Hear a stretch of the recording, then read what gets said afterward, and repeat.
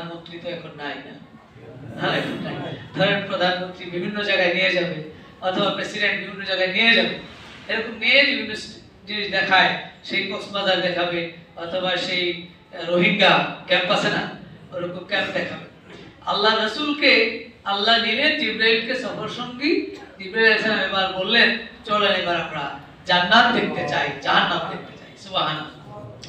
রাসূলুল্লাহ সাল্লাল্লাহু আলাইহি ওয়াসাল্লাম বলেন, সুম্মা ইন্নী রুফি'তু ইলাল জান্নাহ, এরপর আমাকে জান্নাতে নিয়ে যাওয়া হলো।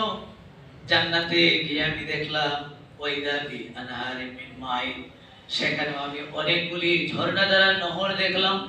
কিছু নহর দেখলাম মিন মাইন, পানির নহর, গায়রে আসিরিন ওয়া আনহারুম মিন লাবানিন, কিছু নহর দেখলাম দুধের নহর, লাম ইয়াতাগায়্যার তা'আমুহু, ওই দুধের রং চেঞ্জ হয় না, স্বাদ চেঞ্জ হয় না, স্পেশাল দুধের নহর আমি দেখতে পেলাম। সুবহানাল্লাহ। ওয়া আনহারুম মিন খামরিন লাযযাতিন লিশারিবিন, এবং মদের নহর দেখতে পেলাম পানকারীদের জন্য, যেটা খুবই তৃপ্তিদায়ক। সুবহানাল্লাহ। মদ খাইছেন কোন সময়? তাই তৃপ্তিটা বোঝা গেল না। আল্লাহ রাসূল এখানে বর্ণনা দিয়েছেন এবং এটা কোরআন শরীফের আয়াত। এই আয়াতটাই সরাসরি এখানে হাদিসে ঢুকছে। আল্লাহ কোরআনে বলছেন সেখানে থাকবে খামার, খামার মানে হলো মদ, আর লাযযাতিল লিশারিবিন, তবে সেই মদটা পানকারীদের জন্য অত্যন্ত সুস্বাদু। বলেন সুবহানাল্লাহ। এখনো মদ খেয়ে টাল হয়ে যায়, মাতাল হয়ে যায়, বিল্ডিং ঘুষি মারে, বিল্ডিং তো ভাঙবে না তাও একটা ঘুষি মারে, এরকম বিভ্রান্ত হয়ে যায় মদ পান করে। কিন্তু সেখানে যে খামর পান করবে আল্লাহ ক্লিয়ার করে দিয়েছে, সেখানের পানীয়টা হবে অত্যন্ত সুস্বাদু।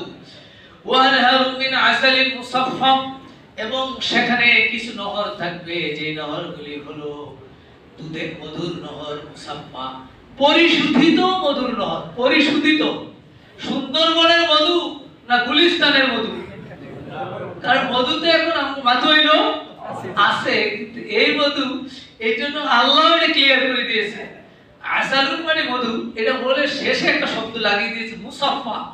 মুসাফফা হলো পরিশোধিত, পিওর, সুন্দরবনের ১ নম্বর খাঁটি মধু, আসল ভেজাল, নাম দিয়েছে খাঁটি মধু। এই জন্য আল্লাহ এটাকে বলছেন তোমরা এরকম সেই আয়াত। জান্নাতে রাসূল যখন জান্নাত পরিদর্শনে গেলেন সেখানে দেখলেন স্পেশাল মধু আছে, এবং দেখলেন ওয়াইদা রুম্মান ওয়াকা দিলাই আসমান, সেখানে গিয়ে দেখলেন রুম্মান, আনারগুলো, আনার এক জাতীয় ফল, আনার ফল আছে না, এই আনার ফল দেখলেন যে এগুলো বিরাট বিরাট বালতির মতো। সুবহানাল্লাহ। অনেক বড় আনার, আমাদের দেশি আনার না, আরো বড় আনার, দেখতে আনারের মতো হলেও দেশি ফলের মতো হবে। জান্নাতীরা তো আল্লাহ এই ফল তো দুনিয়ায় দেখলাম, মানে কি আর কি বেশি হলো, আল্লাহ তাআলা উতুবি মুতাশাবিহা, সেখানে সাদৃশ্যপূর্ণ ফল দিয়েছে ঠিক আছে, কিন্তু স্বাদ ভিন্ন। সুবহানাল্লাহ।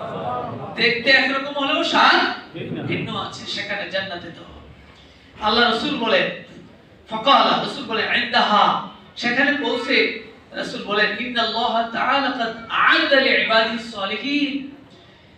জিবরিল বলেন, হুজুর এই যে জান্নাত দেখলেন, ফল দেখলেন, নহর দেখলেন, এগুলো আল্লাহ তাআলা বানিয়েছেন লিইবাদিস সালিহিন, আল্লাহর নেক বান্দাদের জন্য। সুবহানাল্লাহ। এমন নিয়ামত এগুলো, মা লা আইন রাআত, এমন কোন চোখ নাই যে চোখে নিয়ামত দেখেছে, ওয়ালা উযুনুন সামিআত, এমন কোন কান নেই যে কান এই নিয়ামতের বর্ণনা শুনেছে, ওয়ালা খাতারা আলা কলবি বাশার, কোন মানুষের হৃদয়ে কল্পনাও করতে পারে না এত নিয়ামত এই জান্নাতে রেখেছেন আল্লাহর প্রিয় নেককার বান্দাদের জন্য। সুবহানাল্লাহ। আমরা কি যেতে চাই না চাই না? কারা কারা চাই না? চাই না কইছে হাত তুলেছেন কেন? চাই না, আর ঘুমে যারা হচ্ছে ঘুমের মধ্যে তাইকা হুজুরে যেহেতু উঠাইছে আমরা উঠে না, খেয়াল করতে হবে। আমরা তো রাসূলুল্লাহ সাল্লাল্লাহু আলাইহি ওয়াসাল্লামের কথা বলছি, দুনিয়ার কিসসা কাহিনী তো বলতেছি না, রাসূলের কথা বলছি। সুতরাং রাসূলের কথা যদি শুনতে আপনি ঘুমান, তাহলে আর কি আয়োজন করব আমি তো আর বুঝি না। যদি কিসসা কাহিনী করলে বললে হয়তো হতে পারে, তোমার আল্লাহ হেফাজত করুক বলি আমিন। জান্নাত দেখার পরে রাসূলুল্লাহ সাল্লাল্লাহু আলাইহি ওয়াসাল্লাম খুব খুশি হলেন, ভালো নিয়ামত।